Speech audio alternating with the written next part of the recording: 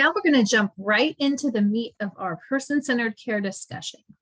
What does person-centered care really look like in the day-to-day work life? This is where our discussion on the resident choice cores will help guide you. As we learned in the overview video, resident choice is all about elders directing their own lives. When we have elders truly doing this, our systems around food service, cleaning, stocking, bathing, etc., must be flexible to respond to the multitude of various preferences elders might have. Traditional nursing home systems are not like that. They're inflexible and efficiency driven. Within the resident choice domain, there are 4 cores: food, sleep, bathing, and daily routines. Each of these cores are focused on recreating systems that are flexible and responsive to elders' individual routines, preferences, and needs. Let's start with food. When we look at the food core, you can see that it has a number of supporting practices within it. To be successful in the PEAK program and fully implement person-centered care in each core, it is important to address all the supporting practices and outcomes within them. For example, the primary goal of the food core, meaning when we are finished implementing this core, we will know it because residents choose what, when, and where they eat. There are 3 supporting practices: what to eat, when to eat, and where to eat. And under each of these are specified outcomes to guide your work. When you choose a PEAK core, address all the supporting practices and specified outcomes within them. This will be a key to your success in the PEAK program and will provide you a comprehensive person-centered care practice to your elders. For supporting practice number 1, what to eat, this first specified outcome includes enhanced dining program. This means having numerous food options in an enhanced dining program, such as a restaurant or buffet, and alternative menus. The goal is to eliminate the pink tray service. The 2 food alternatives required by regulations will not suffice to meet this. Having multiple options like specials in an always available or alternative menu are the most common ways in which homes have met this outcome. Next is resident input in menus. Residents must participate in menu development and food choices on an ongoing basis. There's a difference between giving feedback on a menu that is already written and participating in putting it together. The intent of this outcome is that residents are directly involved in giving input before the menu is developed. Some examples include forming a menu planning committee that meets ahead of menus coming out. Some homes even encourage elders to bring recipes or suggest their favorite dishes. Elders are able to add and take away items based on their preferences. Homes also work with elders to create always available menu options. The second supporting practice is when to eat. The first outcome is food is accessible 24/7. Food must be readily available at all times, including hot food items. Some things that need to be worked out to meet this outcome are things like kitchen access. Who has it? Who needs it? And what training is needed for them to access and prepare food safely? Many homes have identified foods that can be reheated or frozen items that can be warmed overnight to help them meet this outcome. There are lots of ways to accomplish this one within the specific context of your home. The next outcome is expanded mealtimes. Mealtimes should go beyond service start time until done. Mealtimes should capture the various preferences of elders living in the home today. Often breakfast service is expanded throughout the morning, but lunch and dinner is rather narrow. Look at your mealtimes and how you can expand the times that your daily specials are available hot and ready. Special food requests is also an outcome in supporting practice too. A system needs to be in place for elders to access reasonable special food items that are not normally available in the home. If an elder has a desire for a special type of ice cream, how would they go about getting it? Elders need to know the system and how to access their request. The final supporting practice for food is where to eat.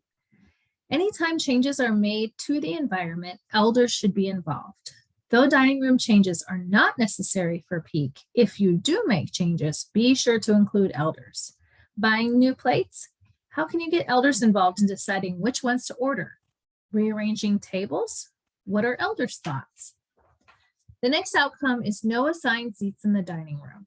This one really trips up homes. The intent here is that seating is driven by elders and not by us, staff. This applies to all elders, even elders who need assistance eating. So no feeder tables or assisted dining rooms. All elders should choose where they sit for each meal and receive the assistance they need in that place. The final outcome for food is having multiple options where an elder can eat. That means that meals don't always have to be in the dining room. Other options might include their bedroom, at the TV with a TV tray, on the porch, or in a private dining space. So that covers food. Let's move on to sleep. As we look at each core, we consistently want to start with KDAD's stated goal, because that should be your goal. When you've completed your work in the sleep core, residents' individual sleep patterns are supported. All our work in this core should result in that end goal. The sleep core has two supporting practices: individual sleep routines and undisturbed sleep practices. This core is a culmination of many different changes resulting in person-centered sleep support. Consistent staffing is integrated into this core, so consistent staffing must be fully in place to pass this core. Because of this, we recommend working on this core later in your peak journey. It might even happen in year 3 or 4 of your work. Let's look at supporting practice 1. To support sleep habits and routines, we must first start with gathering elders' preferences, routines, and habits around sleep. Find out what people's sleep routines are before they move in or when they move in at the latest. Once this information is gathered, think about how direct caregivers have access to the information. It won't get supported if the right people don't know, so this piece is crucial for elders to have their preferences honored. Gathering information and communicating it to direct caregivers is a theme throughout the resident choice domain. Group sleep and wake up programs should be eliminated. An example of a group wake process includes practices like everyone with skin issues lays down at 2 p.m. Move away from these blanket practices and individualize plans to suit each resident and not based on one clinical criteria. Individual sleep routines and schedules are in place is another outcome for sleep. Look beyond just preferred time to get up and go to bed. These are important, but we also want to look at their whole routines around sleep. For instance, my grandpa always took a nap after lunch. Even on vacation, he did it. The nap only lasted a max of 20 minutes, but he would shut his eyes and then pop right up. Are there sleep habits like my grandpa's that you can learn about? Also learn specific routines around bedtime and wake time. For example, does an elder get dressed and go straight to breakfast? Or do they have coffee in their PJs in their recliner, watching the news before getting dressed and having breakfast? Preferences can change from day to day, and we need to respond. Mealtimes and medication administration times should be flexible and support elders' sleep routines. This is yet another reason to work on the sleep core a little later in your work with peak. Make sure your other systems are flexible enough to truly support elders' habits around sleep. Elders should not be wakened by staff unnecessarily. Consistent staffing is the final component of this sleep supporting practice. We cover the specifics of consistent staffing in the relationship core, so be sure to check that out if you're interested in the sleep core. Supporting practice number 2 is undisturbed sleep practices. This focuses on overnight and deep sleep time. Research shows elders in nursing homes are sleep deprived. How do you feel when you don't get enough sleep? Tired, grumpy, acting out, say things you might regret. Sound familiar? Well, elders are just like us. Poor sleep can lead to negative behaviors and acting out. So how do we help elders maximize undisturbed sleep time? It starts with individualized night care. Assess voiding patterns, ability to reposition, and skin integrity. Find out what the elder's true needs are to start with. Consider using nighttime wicking incontinent products to increase times between needed checks.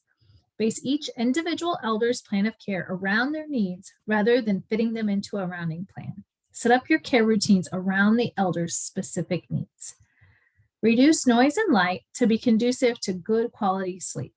Look at ways to reduce noise at night. Consider tasks or chores done at night, like stocking or cleaning. Do these tasks create noise or near or in elders' rooms? If so, can these tasks be done differently or at a different time of day? Dim hallway lights and avoid use of full overhead lights in bedrooms during elder care. You might use flashlights or over the bed or bedside lamps instead that aren't as intense.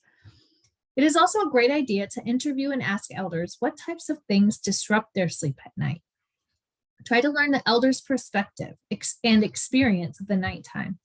If you identify anything from the elders, add it to your list of things to change to reduce that noise and light. For instance, one home did this and found out that the staff were taking out the large trash bag to the dumpster at 5 a.m., and the slamming of the big outside door woke up an elder every morning. They were able to adjust this practice so the door didn't wake the elder anymore. The final outcome here is support of elders' bed choice. Support elders in selecting or using their own bed, pillows, or bedding. And then consider, how do elders know that this is an option for them? Make sure they know when they're moving in. The next resident choice core is bathing. The first thing we should do again is to look at the goal for bathing. For bathing, that goal is that our bathing practices support individual choice. For this core, there are two supporting practices: bathing choice and bathing alternatives. Let's start with bathing choice. Just like sleep, this core starts with gathering information from the elder about bathing routines and practices. Most of the resident choice core start with talking to elders and or their families to gather information. This underscores how important this step is to be learning about the elder, who they are, and how they live their life. As you work on Peak, look at all your interview and assessment tools. What information are you currently gathering? What are you asking? Are you getting what you need? Do the tools result in the information you need to support their life in your home so that their routines and habits are like those when they lived in their own homes? We encourage you not just to add a new tool on top of your others. Instead, we encourage reviewing what you have and determining what needs to be added and what needs to be eliminated. Once you gather information about elders' bathing preferences, consider how these are communicated to direct caregivers. The next outcome is that you offer multiple bathing options. Remember, elders do not have to be completely submerged in water to be clean. The regulations state that elders must maintain good hygiene, be free of odor, and their skin integrity is maintained. There is no mention of submerging in water to accomplish these things. Multiple options might include shower, bathtub, whirlpool, sink bath, or towel bath. There are others as well. Find out how the elder maintain hygiene at home and try to support that when they move in with you. The next outcome is residents have input in who assists them. This outcome trips up homes. We need to acknowledge here that elders form relationships with staff members. So elders will do things for some staff and not for others because of the relationship they have with one over the other. Bathing is a vulnerable type of care. Trust is an important factor of it being successful. This is why it's important to consider the elder's preferences about which caregiver provides their preferred bathing method.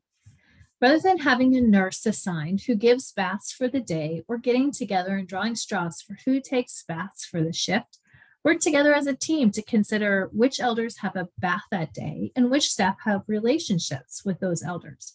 Make the assignments based on that. Also ask elders who they want to help them with their preferred bathing method. We caution the use of bath aids. We do this for a couple different reasons. One is that it can make it more difficult for elders to request a specific person to help them with their bath because there is an unspoken expectation that if a bath aid is really good, that he or she will do all the baths. Secondly, the bath aid schedule can unintentionally create a situation where most baths are done when they are working. So when scheduling a bath or a shower, elders are offered times when the bath aid is there rather than scheduling the bath aid for when the elders want their baths done. Bath aids can be successful, but there must be lots of forethought in how they fit within these outcomes. We encourage moving away from bath aids for these reasons. Elders should have a choice in when and where they bathe, which is about having flexibility in scheduling and accommodating daily preferences. Elders may change their minds from day to day. How do your practices support these fluctuations? The next supporting practice is bathing alternatives. These are all the other ways to get clean without submerging in water. Remember, it is not a regulatory requirement that an elder must have a bath or a shower. They must be free of odor and maintain hygiene and skin integrity. For supporting practice 2, the first outcome is to train 90% of direct care staff, all those certified to give baths, on providing alternative bathing methods. This training should be done on hire and annually. The training should include what bathing alternatives are, when they might be appropriate, and how they are done. Bathing Without a Battle is one training that is available that meets this requirement, and there are also resources on the PEAK website to develop your own training. The second piece of this supporting practice is that residents should be supported in bathing alternatives. So it's not enough just to train. We must translate this knowledge into practice. One way to determine if you might have an elder who might benefit from alternatives is to ask direct caregivers this question: who's the most difficult elder you have to bathe and why? From there, determine what type of bathing method are staff using currently for this elder. Have alternatives been tried?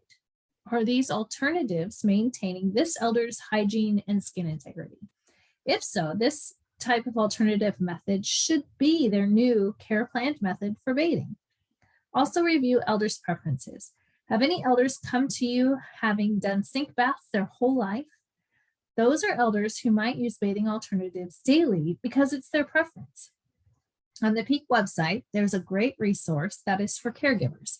It is a prompt card to help direct caregivers determine if a bathing alternative method might be used. The final core for resident choice is daily routines. The goal for this core is residents decide how they spend their day. So in other words, when we have completed our work in this core, we need to be confident that elders are deciding how they spend their day. There are 3 supporting practices for this core: move-in assessment, person-centered care plan development, and care plan delivery. Let's start with the move-in assessment. This is where it begins. Our first impression is conveyed to the elder and their family. It is a starting of relationship forming and trust building. To get to know the elder and best support them, we need to gather information about their routines and preferences prior to their move-in. Assess your screening practices. Do you ask questions about elders' habits and routines? If not, this is a great place to start. Make every effort to gather information prior to move-in. There will be times that an emergency admission will happen, but make gathering information prior your default, not the exception. If you have multiple levels of living in your organization, make this a practice even when someone moves from one area, like assisted living, to another area, like skilled care, so the new care team will know the elder's routines and habits before they even move in. To make this effective, once the information is gathered, caregivers need to have access to the information. How is the information gathered, shared, and accessible to caregivers working with a new elder? Find out what gives the elders meaning. What do they like to do with their time? Continue their own personal routine right from the start. If we wait 2 to 3 days, we've already blown it. Those first few days are a huge transition for the elder, so knowing them more will help with this. The next supporting practice is developing the person-centered care plan. To develop a truly person-centered care plan, we must involve the right people. The outcomes for this area include that 90% of care plans are attended by the resident and/or their family, and their input is used in the creation of the care plan. A great place to start is to determine what your participation looks like now. What can you do to increase attendance of care plans by residents and/or families to the 90% benchmark? Do your current invitation practices encourage attendance or discourage attendance? Are you flexible with your scheduling? We can't write a person-centered care plan without the person. So to boost attendance, consider where you're meeting. Could you meet in the elders' room where they're most comfortable? What is the format of the meetings? Do elders and families really feel like they are contributing, or is it a time they're told information? Make the care plan truly a collaborative time to develop the elders' goals and how you will support them as a team. Also consider various ways in which families in particular can participate in the care plan, like in-person options, conference calls, Skype, Zoom, FaceTime, email. Find out their preferred communication method and use it. The next outcome is that 90% of care plan meetings are attended by direct caregivers. This means at least one CNA who provides care to the elder having the care plan is at the meeting. You'll need to consider how you can provide coverage to residents to allow the direct caregiver time to go to the meeting. Also consider what the role of the CNA will be in that meeting and help them get comfortable with that role. Person-centered care plans should tell us about the elder's daily routine preferences. Who knows better than the direct caregiver? Families will also appreciate being able to readily access caregivers to find out the finer details of day-to-day life and changes the resident is experiencing. The final supporting practices for daily routines is care plan delivery. Now it's time to write and carry out the plan. The first outcome is that all caregivers should have direct access to care plan information. It can be on a hard copy chart, in a binder or care plan notebook, in the CNA pocket care plan, or on a kiosk. Involve direct caregivers in deciding the best way to make care plans available and make sure everyone knows how to access them. Direct caregivers should also be able to make revisions to care plans as directed by elders. Develop a system for this. Reporting changes to a nurse will not suffice to meet this outcome. Look at a formal system for these changes to be made. Some examples include point-click care alerts to a specified person or group who can change the official care plan, write in changes on jot sheets or hard copy care plans that are changed and updated frequently. These are just a couple of examples. The last outcome is that daily routines are lived as outlined in the care plan. The best indicator of this is the written care plan. Does it reflect the elder? You should be able to read a care plan and know what elder's plan it is without looking at the name on the plan. The care plan should spell out the elder's daily routines and preferences. Then elders should be supported in living these routines out daily. Again, remember to address all the supporting practices and outcomes within the course to see success. That wraps up the resident choice domain. Be sure to check out the other videos for the remaining 3 domains.